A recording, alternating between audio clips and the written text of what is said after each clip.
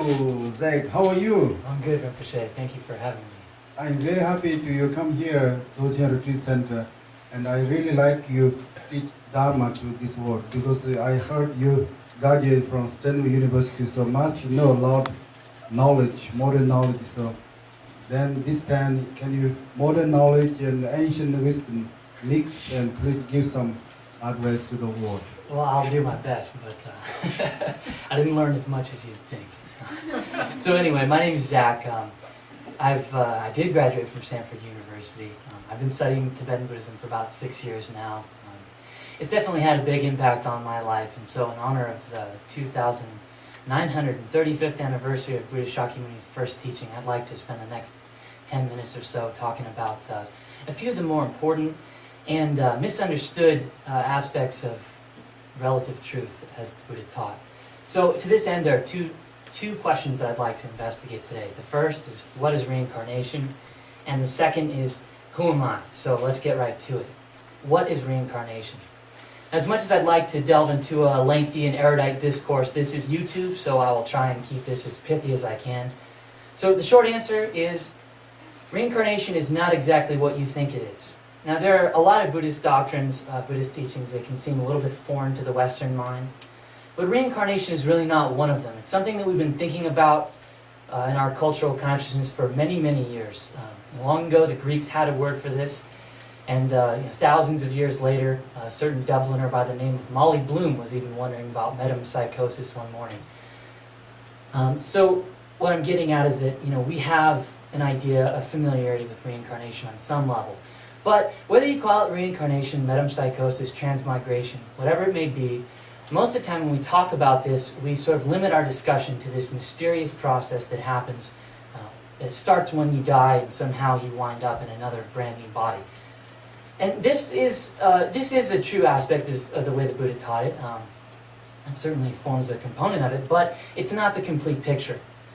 And any notion of some independently existing soul or other such entity peregrinating from one body to the other is definitely not a part of Buddhist teaching. So I guess what I'm getting at here is that even though we have a certain familiarity and comfort level with reincarnation, we also carry a lot of connotations and associations with that are not really true in the Buddhist presentation of it. So we'll have to sort of suspend those for a little while. So reincarnation in the Buddhist perspective is not something that just happens at the end of your life, but really it's something that happens every single moment of your life. It's something that happens thousands of times a second. And this is a revolutionary way of thinking about your life and thinking about your death. And it really forms a cornerstone of the Buddhist doctrine. That being said, I'd like to kind of put the reincarnation discussion on hold for just a minute and move back to the second question, which is, who am I? And I promise towards the end I'll tie these two together and show you how they're really sort of inextricably linked. So who am I? This is a sort of the age-old question, right? Every society, every religion, every philosophy, they've all asked this question and they've all come up with a pretty confident answer. So let me ask you, who are you? What are the things that come to mind when I ask that question? Now, it's been my experience that the answers to this are going to invariably fall into one of two categories, the mental and the physical. And because the physical is far less interesting, I'd like to talk about it first, and then we can move on to the good stuff. So when someone says, Zach, who are you? I say, well, I'm Zach. I'm about 5 feet 8 inches tall, 150 pounds. Look pretty much like I do right now, although I'm less grainy in person. But let's take a little closer look at this. I told everyone I'd have one cheesy joke, and that was it, so I'll spare you for the rest of the talk, I promise.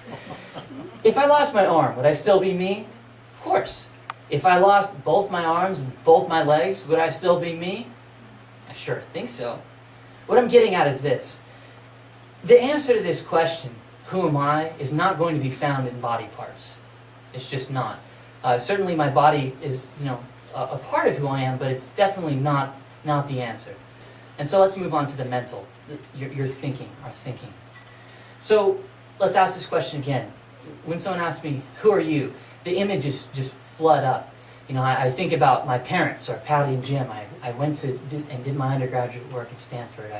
I like philosophy and literature and religion. I dislike very much math and computer science and things like that. I have these dreams for the future. Right now, I'm studying Tibetan Buddhism. There are all these things. And the list goes on and on and on. And it's the same for most of us. We're all going to have so we're going to generate a similar response to that question. What happens is that we come to see that we really define ourselves in terms of the things that we think, the things that we've done, the things we're doing and thinking, and the things we hope to do and think in the future. And that's what we take all of those, bundle them together, and call that I. We call that me. So, and this is what the Buddha taught, really. We are our thinking. What does it mean to say that we're our thinking? Well, what I just laid forth is a story of past, present, and future. I talk about who I was in the past, what I'm doing right now, and what I hope to be doing in the future. But really, let's look at who I was in the past, for example. Going to Stanford really did play a large role in my life, but am I the same person that went to Stanford? Of course not. If I went back to campus right now, they probably wouldn't even let me in the library. My card is expired. So that person no longer exists. And so Buddhists will say that the past no longer exists. Now the memories and the experiences and the education lives on right now and who I am now, but that being back then no longer exists. And same with this act of the future. That person that I hope to be and the things that I hope to do, those don't yet exist. So what we're sort of left with is this present moment. And what we do is we sort of zoom in on this and investigate more and more. So we say, well, am I the person that I was last night when I was preparing to give this talk? No, my hair's grown a little bit since then, my thoughts have changed, and so on. Am I the person that I was when I started this sentence? You guys see where I'm going here. You get closer and closer and closer and closer to what this present moment actually is, until you arrive at a moment that's almost beyond time. And that is the single present moment. And that's what we are. We are these single present moments of thought, these sort of mental actions that are almost so small as to be almost beyond time. Now, when we understand thinking in this way, that's when we start to really understand reincarnation. I hope the question that all of you are asking when I'm talking about this single present moment's worth of thinking is, well, if that's the case, if I'm just this one moment at a time, how is it that my life is unfolded so continuously? How can you explain this continuity? And the answer is reincarnation. Every single moment your thinking is reincarnating into that next moment's worth of thinking. And this process goes on and on and on and on and on and on and on until hopefully finally we become Buddha. And that can be sooner or later. But really, this is something that happens all the time. Now, what's the benefit of knowing this? What good is it to know this? Well, one of the biggest mistakes that we can make in our lives is to regard things as permanent. Everything in our lives, our thinking, the physical world around us, everything is in this constant, ineluctable state of flux. Everything is always changing. And it's when we sort of ascribe a permanence and hope and try and make things seem permanent. And that's when we suffer greatly. And it's when we sort of learn to understand the way our thinking works, understand that things are always changing, we're always reincarnating from one moment to the next, that we can start to achieve for ourselves some real happiness. And I'd like to close by sharing a poem, or a fragment of a poem by William Blake with you. He who binds to himself a joy doth the winged life destroy.